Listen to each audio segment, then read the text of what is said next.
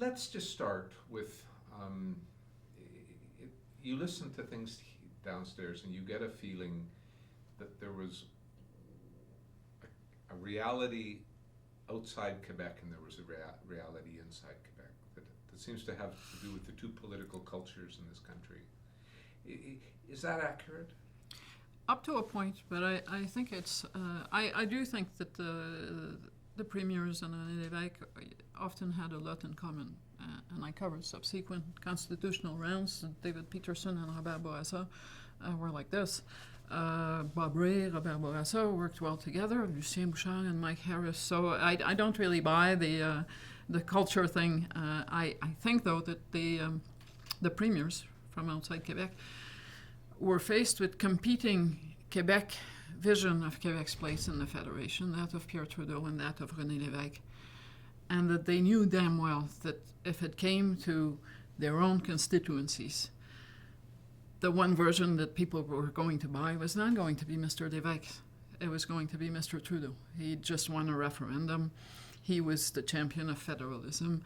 And no matter what they might have thought or what their view of Canada was, and they were only the first of many generations of premiers to have that number done on them. They would always, if they didn't side at the end with the federal government, be people who had sided with the separatists. Well, you read the biographies in that on Mr. Lévesque. That term of betrayal seems to come up. Breach of trust, for sure. Breach of trust. What do you think? You know, you hear it, and you heard it then, and you've heard it over the past 30 years. Everybody's been fighting for their narrative in there.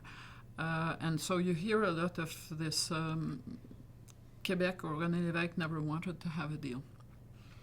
Well, in point of fact, if he didn't, why did he face his own party a few years later over something called Le Beau Risque and throw all of his energies behind Brian Mulroney's Conservatives, whose constitutional efforts, if they had succeeded, would have killed the sovereignty movement, because Quebecers were massively in support of the Meech Lake Accord. It was rather a modest arrangement by the standards of Sovereignty Association. So for a premier who didn't want a deal, the rest of his political career did not speak to that. And he did make speeches to the Parti Québécois when he explained the Beau Risque, to say, as opposed to modern sovereignists, to say Quebecers have voted no, and we cannot ignore that no, and we cannot then not come to terms with the fact that we're staying in the Federation. He told that to the PQ convention.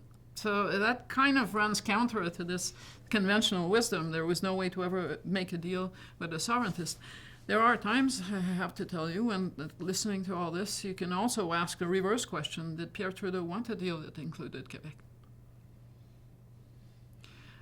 That Quebec negotiated poorly, there is no doubt.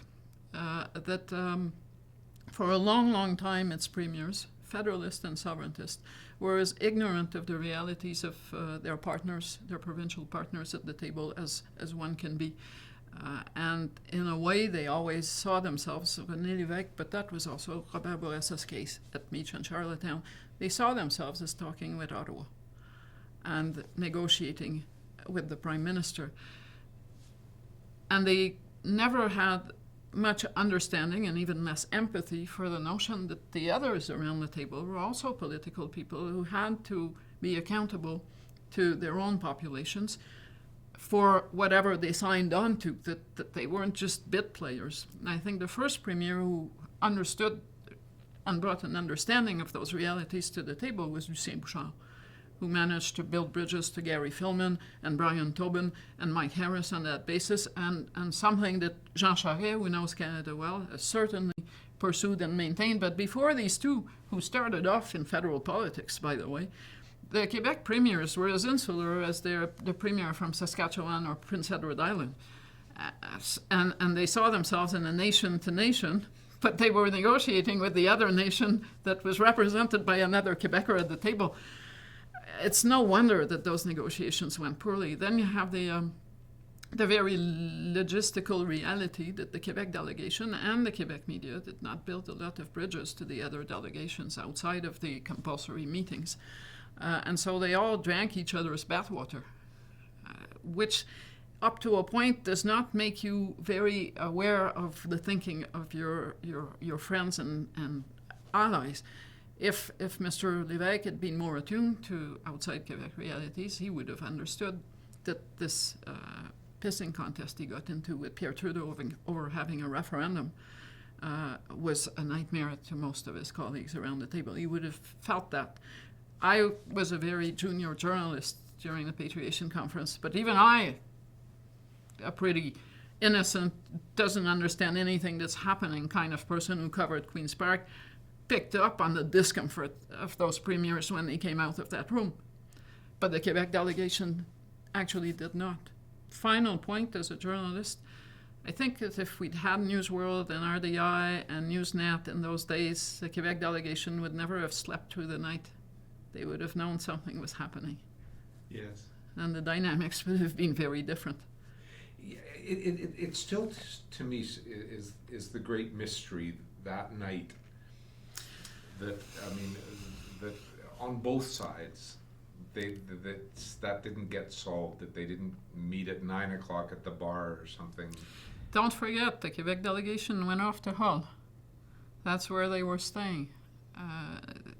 25 years later, Gilles Duceppe, after 2 decades on Parliament Hill, will tell you that he didn't know that most people go to Highs, to the Martini Ranch for a drink, and that you can find NDP and Liberal and Conservative MPs and journalists there. So that river is a really wide one. That's the first thing. The second, I think they really weren't paying attention, but I also think that they were ill-served by the Quebec media in the sense that the Quebec media was getting all of its information from the Quebec delegation. Usually you bring some you bring some in. I was a Queen's Park journalist. I was there to cover Bill Davis. And I wasn't a national journalist. And I wasn't tied to a big team, even if I worked for Radio-Canada. But I was, by accident, standing at the door that Brian Peckford took that night to go out. It wasn't very late. It was early evening. And because I was standing there, I listened to what he was saying. It was a very small scrum. Not many of us were up there. And he was explaining that he had a proposal and it was going to be discussed over the evening. So even me, who went home because I had nothing to do with any of this, but even I was aware that something was going on. I didn't think it was a big, dark thing. I was certainly as surprised as René Lévesque the next morning, but I was aware that something was on, that people were talking to other people, and that there was a proposal, and that Newfoundland had something. So you have to think those antennas, they weren't reaching out very far. Yeah. You mentioned Bill Davis. What was he up to in all of this? Was he just waiting to be sort of a bridge builder or a guy in the middle? What was his strategy? Don't forget that in those years, Mr. Davis, a Conservative Premier of Ontario, had a sterling relationship with Mr. Trudeau, a Liberal Prime Minister, in large part because Ontario's interests on energy issues were not the interests of Joe Clark, an Albertan, or Peter Lougheed. So there was, no matter how you look at it, between Ontario and the federal government, a kind of a quid pro quo between the National Energy Program and the interests of Ontario and the role that Ontario played at the constitutional table. So that strike that for Mr. Davis. I also think at a very personal level that he'd been premier of a minority government from 75 to 81. And when he regained his majority, he promptly got bored with provincial politics. The economy wasn't doing so well, but the challenge was also not there, and he did really well as a minority premier. But there he was with this majority, and he did say at the end when he decided to retire that he got bored. He briefly thought about running for the federal leadership of the Conservatives, realized that all this baggage was not going to help, plus he spoke no French. And then I think in those years, I think David Peterson and Bob Rae also were of that same persuasion. Ontario premiers saw themselves as go-betweens. They saw themselves as national states people who had a responsibility to the rest of the country. There must be, or there might be, something paternalistic to this view of Ontario, but in those days, and that stopped to be true under Bob Rae because Ontario suddenly had challenges that were its own. But in Bill Davis's days, which was good for Canada, was good for Ontario. This is pre-free trade. Ontario's and Quebec are each other's best clients. So there are lots of links. So I think all of that played into it. And for Mr. Davis, certainly it was, his place in history, which he was going. He had serious beliefs on that front. He was part of the Confederation Conference of the late 60s. As Minister of Education, he was the one that opened the door and created French language school system, public school system in Ontario. So it's not as if he wasn't into those kinds of issues, and they weren't an afterthought. He was certainly, for his party, the most open-minded on second language rights, and he was way ahead of his party on that, and closer to the Liberals and the NDP and at Queen's Park. But he also wasn't that open-minded that he would accept Article 133 for Ontario, which Mr. Trudeau would really have wanted him to take on. You alluded earlier to Mr. Trudeau's intentions, what really was his agenda. He wanted a charter. And he got it. Yes. He wanted, this is a man who resurrects as, not only an unexpected last kick at the can, but actually doesn't need to prove anything to anyone anymore because this is when he gets to do whatever he has left unfinished because of 79. And he's got the world ahead of him. He's beaten the sovereigntists in a referendum. He has this idea of a charter. He's had it for a long time, and he means to get it done. Brian Mulroney, which I would cover later, wanted to firm up the Conservatives in Quebec by doing constitutional reconciliation. But his goal was constitutional reconciliation with side benefits for the Conservatives. It wasn't that he wanted to write the Constitution, really. Completely different, but Mr. Trudeau wanted a charter. And much is made of, as you say, winning the referendum. When all this played out, was Quebec,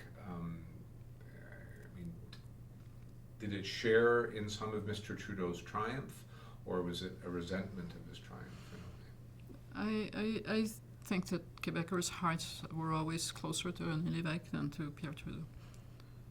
So while I don't think that the 60% who voted no necessarily would have switched their vote because it was going to hurt somebody's feelings, Quebecers are not sentimental on that score. But to say that they shared in Mr. Trudeau's triumph would be an overstatement, considering that the Yes campaign in 1976 was largely based on fear. Brinks trucks leaving with the investments in Montreal, pensioners who were going to lose their pension, their Canada pension. It's not necessarily a campaign for Canadians to be proud of. No. So in a sense, in Quebec, Mr. Lévesque is not diminished by what happened. He actually wins another mandate. It's a party that loses a referendum on its core project and then wins another mandate, which probably he shouldn't have because it didn't turn out so well. But I think the legs were cut from under him. And I think at that point, he felt the best that he could do for Quebecers was to try to have Brian Mulroney fix this mess. Yes. It certainly preyed on his mind. But you have to think back, today it all looks like what we know today, people believed in 1981. When Mr. Trudeau went and sat around that conference table, he and a cast of thousands believed that Bill 101 was an affront to Canada and to everything that there is under the sun. He didn't know then that his successor, 25 years later, a man called Stéphane Dion, would be a defender of Bill 101, or that Bill 101 has probably gone a longer way to see to the decline of sovereignty than just about anything else, including official bilingualism, which gets trampled regularly enough that it's not something you would want to hang your Canadian hat on in Quebec. So what the premiers and the Prime Minister, including Mr. Lévesque, I don't think that the PQ government realized when they did Bill 101 that it was going to create a society that was so much more secure, than rather than feel secure and want to leave, it would feel secure enough to stay. Yes. But they didn't think like that then.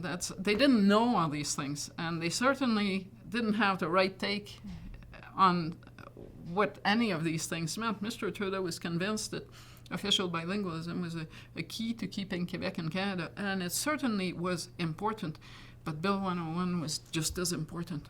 And without it today, Quebecers, Francophone Quebecers, would be a minority within their own province. They would have lost all of the benefits of immigration to the French language society that lives there, and it would be a very narrow, small society compared to what it is.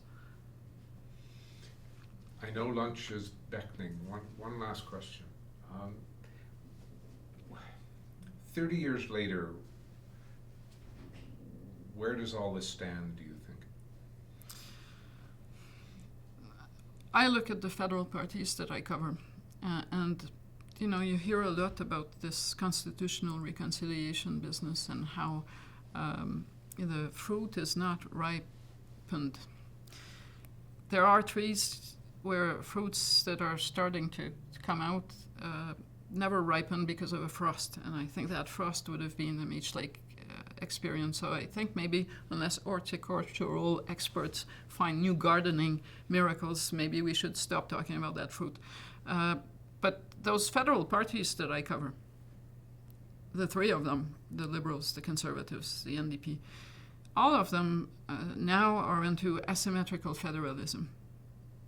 The Liberals resuscitated that concept with the healthcare accord. Not something very cultural, by the way, healthcare, last time I checked. The Sherbrooke Declaration of the NDP that says we treat Quebec differently.